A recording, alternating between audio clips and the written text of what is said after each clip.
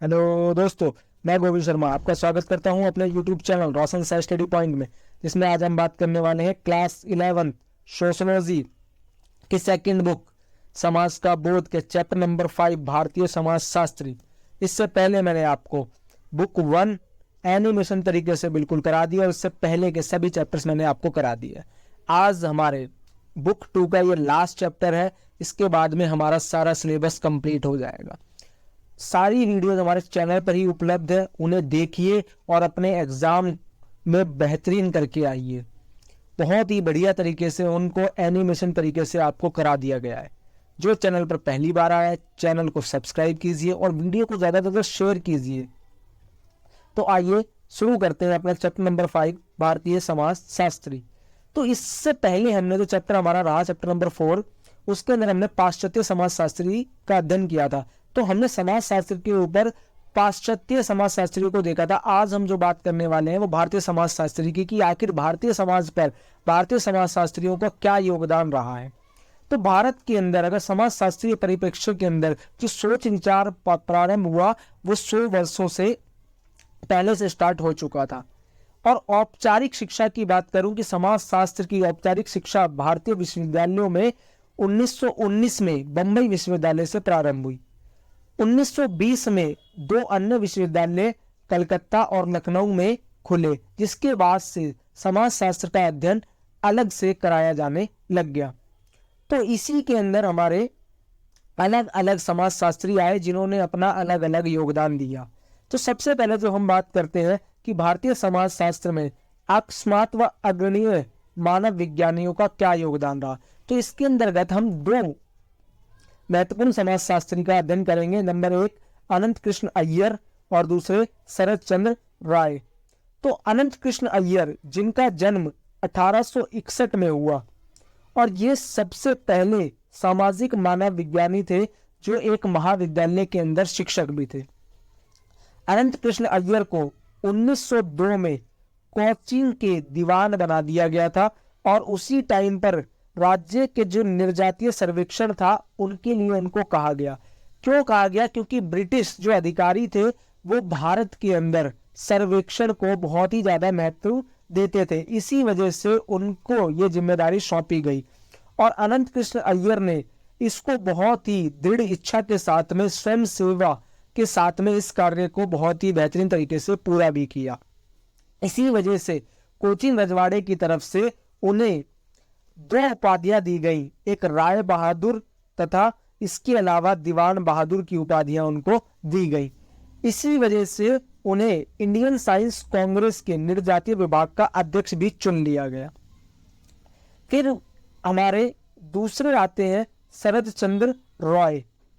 तो शरद चंद्र रॉय भी अनंत कृष्ण अय्यर की तरह ही एक महत्वपूर्ण समाज शास्त्री थे जिन्होंने भारतीय समाज शास्त्री परंपरा को आगे बढ़ाने का काम किया। शरद चंद्र रॉय का जन्म 1871 में हुआ और ये भी एक अग्रणीय मानव विज्ञानी थे। इन्होंने क्या करा था, जो ईसाई मिशनरी विद्यालय थे उसमें ये अंग्रेजी के शिक्षक थे और अपने 44 वर्ष तक ये रांची में रहे और छोटा नागपुर जो आज झारखंड में पड़ता है वहां पर रहने वाली जितनी भी जनजातियां थी उनके बारे में इन्होंने बहुत सारी जानकारी उपलब्धि करी। इसी वजह से ये उन जनजातियों की संस्कृति के विशेषज्ञ भी बन गए। जितनी भी जनजातियां थी, जितने भी जनजातियों क्षेत्र थे, उनका इन्होंने व्यापक रूप से भ्रमण किया और उनके बीच रहकर उनके बारे में बहुत ही महत्वपूर्ण अध्ययन भी इन्होंने किए। इसी वजह से उनको सरकारी जो दुभाषी के रूप में रांची की अदालत में नियुक्त किया गया, जिसकी वजह से क्या हुआ, जो यहाँ की जनजाति थी, औराव थी, मुंडा थी, खरिया जनजाति थी, इन सभी के ऊपर उन्होंने लेखन कार्य भी प्रकाशित किए और सन 1942 में इनकी मृत्यु हो गई।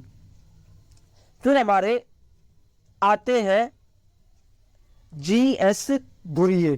कि जी.एस. धुर्ये जिनका पूरा नाम था गोविंद सदाशिव धुर्ये, जिनका जन्म 1893 में हुआ और इन्होंने जो अपने विचार दिए वो जाति और प्रजाति के ऊपर दिए।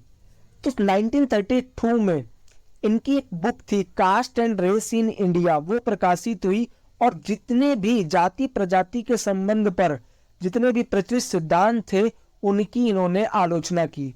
तो सबसे पहले जो आते हैं आलोचना के लिए वो आते हैं हर्बर्ट रिजले, क्योंकि हर्बर्ट रिजले के जो अनुसार मनुष्य का जो विभाजन किया गया था वो उसकी शारीरिक विशिष्टताओं को ध्यान में रखते हुए किया गया था, जैसे खोपड़ी की चौड़ाई, नाक की लंबाई, कपाल का भार क्या था, कपाल यानी कि जो गाल, उसका भार क्या था।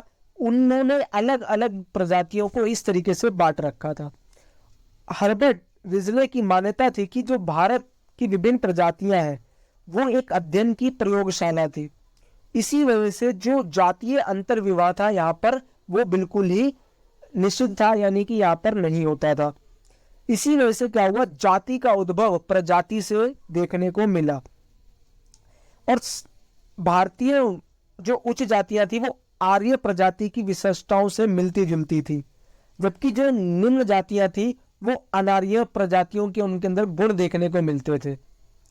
इसीलिए उन्होंने सुझाव दिया था, हर्बर्ट रिजले ने सुझाव दिया कि निम्न जातियां ही भारत की वास्तविक आदिवासी निवासियां हैं और आर्य द्वारा उनको दबा दिया गया है। लेकिन जो भारतीय समाजशास्त्री जी.एस. धुर्वे थे उन्होंने सुझाव दिया कि रिजले का जो तर्क है वो व्यापक रूप से तो उत्तरी भारत के लिए ही सिर्फ वैलिड है, भारत के जो अन्य भाग है उसमें ये वैध नहीं है, क्योंकि इतनी ज्यादा विभिन्नताएं वहां देखने को नहीं मिलती हैं। इसी वजह से उन्होंने बताया कि जो प्रजातीय शुद्धता है वो सिर्फ उत्तर भारत में ही बची हुई है, बाकी जो अंतर विवाह है वो वहीं पर निषिद्ध था। जो पूरा भारत बचता है, शेष भारत बचता है, वहां पर अंतर विवाह का प्रचलन जो था वो वर्गों के अनुसार देखने को मिला। इसी वजह से प्रजातीय जो स्तर थे वो भिन्न थे। अब जो धुर्वे थे उनके अनुसार जाति की उन्होंने कुछ विशेषताएं बताई। तो जो उन्होंने विशेषताएं बताई उनमें नंबर 1 है खंडीय विभाजन पर आधारित, यानी कि जो समाज है वो कई बंद पारस्परिक अन्य खंडों में बटा हुआ है। जो कहीं ना कहीं जो जातियां होती हैं वो जन्म से निर्धारित होती है, इंसान अपनी जो जातियां होती हैं वो जन्म से ही लेकर आता है, इसको कोई भी विभाजित नहीं कर सकता है।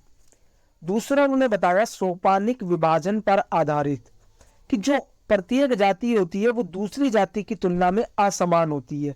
इसीलिए उन्होंने बताया कि कोई भी दो जातियां ले लोगे उनमें कोई भी समानता देखने को नहीं मिलती, इसीलिए वो दोनों जातियां असामान्य होती है। तीसरा आता है कि सामाजिक अंतःक्रिया पर प्रतिबंध लगाना, कि जितनी भी सामाजिक अंतःक्रिया होती है, जैसे साथ में बैठकर भोजन करना या फिर रहना सहना या फिर कहीं पर व्यापार करना, घूमना फिरना, ये सभी कहीं ना कहीं इनमें जो जातियां होती हैं वो प्रतिबंध लगाने का काम करती हैं कि एक निश्चित जाति के लोग सिर्फ और सिर्फ इसी निश्चित जाति के आधार पर ही रहन सहन खान पान कर सकते हैं। इसी वजह से हर एक जाति के, चौथा कारण जो है कि हर एक जाति के अलग अलग अधिकार हैं और अलग अलग कर्तव्य है जिसका उनको निर्वाह करना पड़ता है अपनी अपनी जाति के अनुसार। पांचवा आता है जन्म पर आधारित और वंशानुगत जातियां होती हैं। क्यों? क्योंकि इसके अंदर जितना भी श्रम विभाजन होता है वो भी कठोरता के साथ में निभाया जाता है। कोई भी जाति अपना जितना भी श्रम विभाजन है उसको लांघ कर नहीं जा सकती है। सभी जातियों के व्यवसाय निश्चित कर दिए जाते हैं। लास्ट है हमारा विवाह। विवाह पर कठोर प्रतिबंध देखने को मिलते हैं। आज भी ये चीज देखने को मिलती है कि हर एक व्यक्ति अपनी ही जाति के अंदर विवाह करने की कोशिश करता है, वो दूसरी अन्य जातियों के अंतर्गत विवाह करने पर बल नहीं देता है। इसी वजह से जाति के जो विवाह संबंधी नियम होते हैं वो बहुत ही ज्यादा कठोर होते हैं, इसीलिए अंतर विवाह जाति पर ही बल दिया जाता है। इसी में जो धुर्वे बात करते हैं वो करते हैं संरक्षणवादी और राष्ट्रवादियों के बीच में। तो राष्ट्रवादी और संरक्षणवादियों के बीच में जो जनजातीय संस्कृति है उस पर विवाद देखने को मिलता है। तो जो सबसे पहले हम बात करते हैं वो करते हैं संरक्षणवादी की। तो संरक्षणवादी यानी कि जिस टाइम पर ब्रिटिश मानव विज्ञानी थे वो भारतीय जनजातियों के बारे में बहुत ही ज्यादा रुचि देखने को उनकी मिलती थी। इसी वजह से उन्होंने जिन्हें आदिम लोग माना उनके लिए बोला कि ये हिंदू जो मुख्य धारा है उससे काफी ज्यादा अलग थी। इसी वजह से अगर ये हिंदू मुख्य धारा के साथ में रहेंगे तो कहीं ना कहीं इनके ऊपर दबाव बनाया जाएगा कि ये इन्हीं जातियों में आकर मिल जाए। इसी वजह से इन निम्न जातियों को संरक्षण देने की जरूरत है, जिससे ये मुख्य धारा में ना मिल पाए और इनको संरक्षण मिले और ये अपनी एक अलग पहचान बनाकर रह सके, ताकि ये अपनी विशिष्टता को ना खो दे। इसीलिए वो बताते थे कि राज्य का कर्तव्य है कि इनकी संस्कृति को बचाए रखें, इनको संरक्षित करें। इसीलिए इनको बोला गया संरक्षणवादी नीतियां। दूसरी आती है राष्ट्रवादी नीतियां। तो वो कहते हैं कि भारत की जितनी भी एकता और भारतीय संस्कृति है वो आधुनिक बनाने पर विश्वास रखते हैं। यहाँ पर जाति मैटर नहीं कर रही है, यहाँ पर हमें आधुनिक भारत के अंदर लेकर चलना है। तो भारत की एकता को, संस्कृति को, सबको समाहित करके चलना पड़ेगा। तो जनजातीय संस्कृति का जो संरक्षण के प्रयास रहे थे वो दिशाहीन थे, क्योंकि आदिम संस्कृति को जो बचाने का कार्य था वो कहीं ना कहीं गुमराह करने की कोशिश थी, जिससे वो कहीं ना कहीं भारत को विभाजित करेंगे और ज्यादा टाइम तक रूल कर पाएंगे। असलियत में उनको संरक्षण देना नहीं था, उनको गुमराह करना था, रास्ते से भटकाने का कार्य था। तो दूसरे और जितने भी राष्ट्रवादी रहे उनका मानना भी यही था कि जो जनजातियां हैं वो उनको पिछड़े हिंदू समूह माना जाए, ना कि उनको अलग हिंदू समाज से मान लिया जाए। इसीलिए उन्होंने पिछड़े हिंदू समूह इनको माना और इनको एक अलग सांस्कृतिक रूप में उनकी पहचान कराई जाए।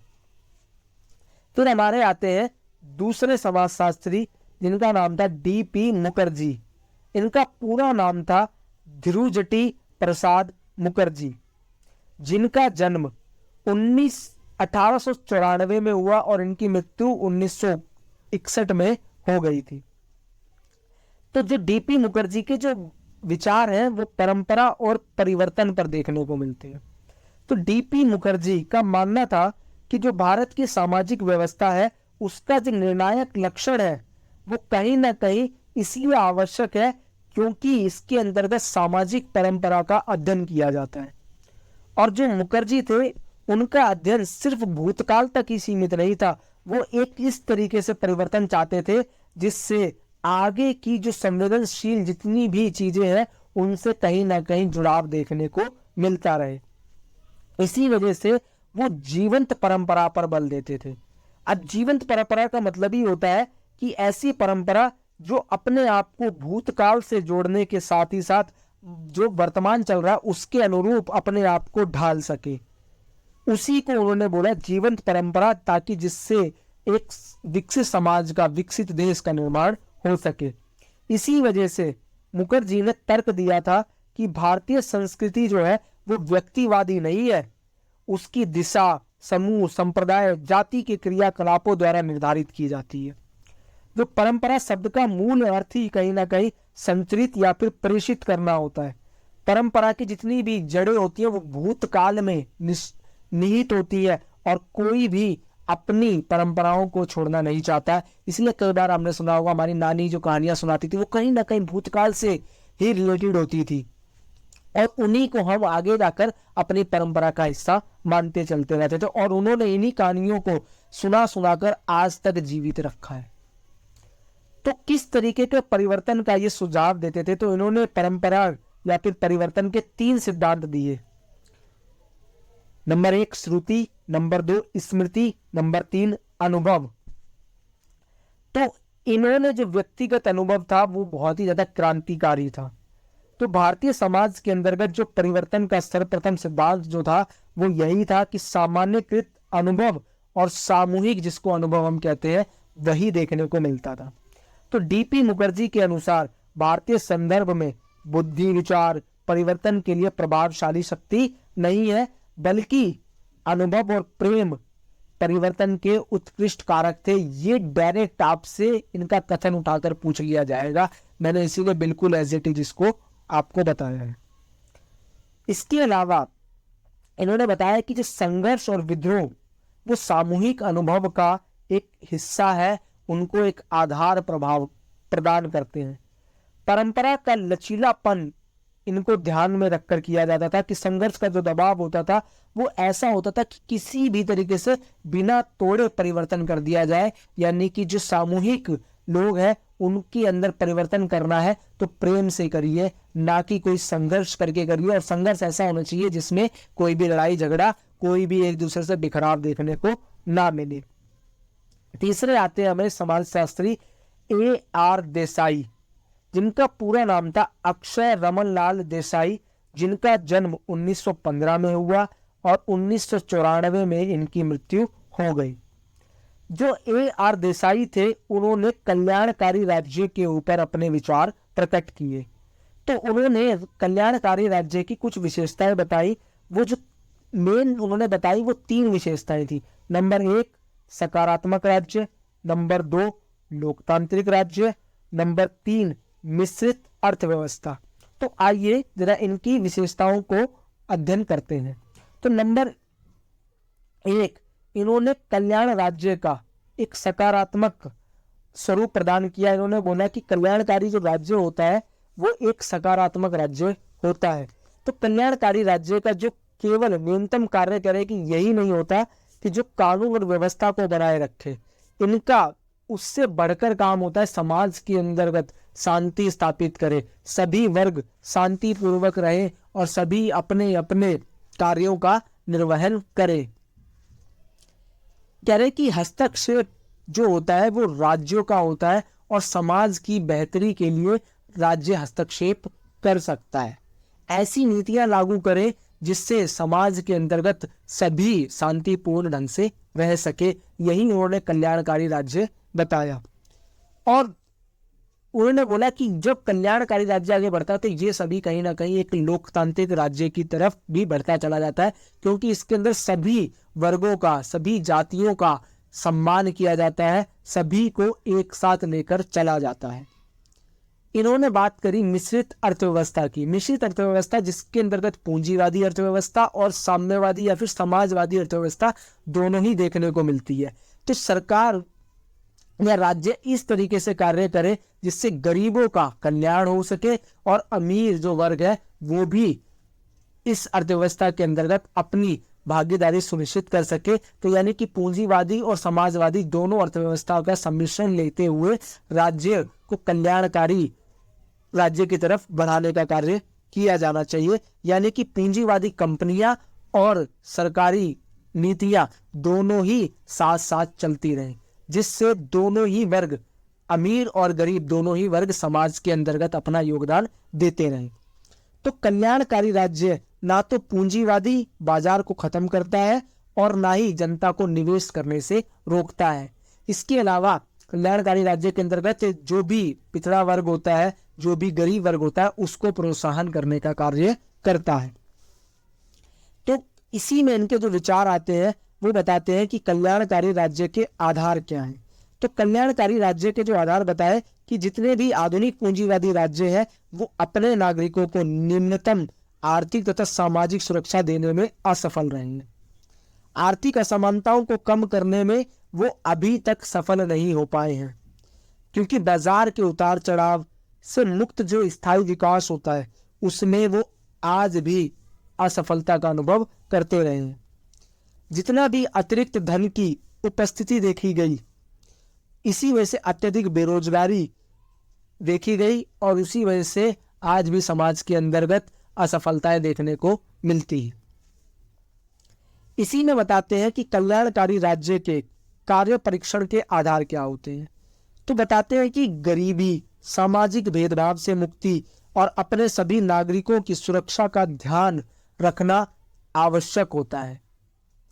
सेकंड, आय संबंधी जितनी भी असमानताएं होती है उसको दूर करने के लिए सरकार या राज्य को महत्वपूर्ण कदम उठाए जाने चाहिए, जिससे अमीर और गरीब के बीच का जो अंतर है, आर्थिक अंतर, उसको कम किया जा सके। अर्थव्यवस्था को इस प्रकार से परिवर्तित कर देना चाहिए जिससे पूंजीपति को अधिक से अधिक लाभ कमाने की जो प्रवृत्ति है उस पर रोक लगाई जाए। नहीं तो समाज के अंतर्गत आर्थिक असमानता देखने को मिलेगी। अमीर वर्ग और अमीर हो जाएगा, गरीब वर्ग और गरीब हो जाएगा। जो एक समाजवादी, जो कल्याणकारी राज्य है वो एक पूंजीवादी राज्य के अंतर्गत परिवर्तित हो जाएगा। वो इसके ही अगेंस्ट में थे। फिर आते हैं हमारे M.N. श्रीनिवास समाजशास्त्री, तो जिनका जन्म सन 1916 में हुआ और इनकी मृत्यु 1999 में हुई। तो एम.एन. श्रीनिवास का पूरा नाम था मैसूर नरसिंहाचार श्रीनिवास। दोस्तों कोई भी आपको इनके पूरे पूरे नाम नहीं बता रहा है, तो ये हमारे ही चैनल पर इनको पूरे पूरे नाम मैं आपको बता रहा हूँ। तो आपका कर्तव्य बनता है कि वीडियो को ज़्यादा से ज़्यादा शेयर कीजिए, चैनल को सब्सक्राइब कीजिए और लाइक कीजिए। तो जो एम.एन. श्रीनिवास है उन्होंने अपने विचार गांव के ऊपर दिए कि ग्रामीण इलाका किस तरीके से है और कैसे वो अपना जीवन यापन ये सब चीजें करता है। तो ग्रामीण गांव संबंधी उन्होंने अपने विचार दिए।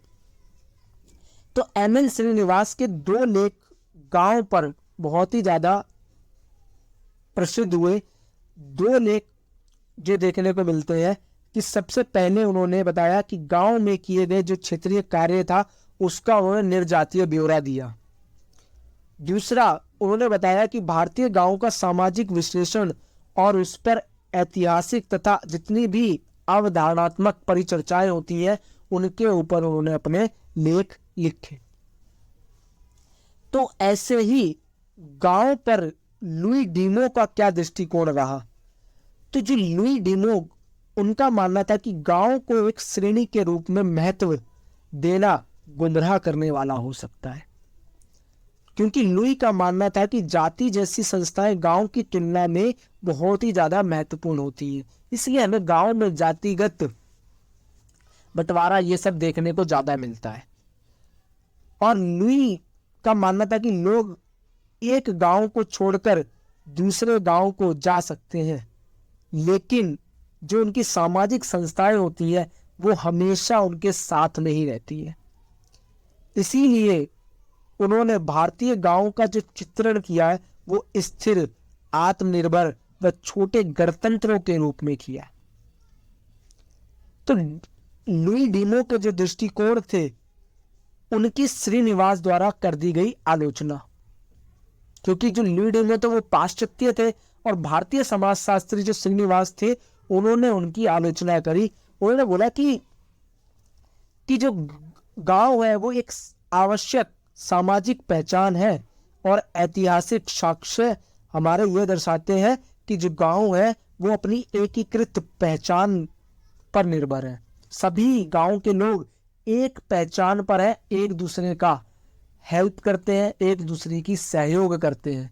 एक के ऊपर आ जाती है तो पूरा गांव कहीं ना कहीं उसका सहयोग करता है। तो उन्होंने जो लुई डीमो का विचार था गांव स्थिर, आत्मनिर्भर व छोटे गणराज्य की भी आलोचना करी।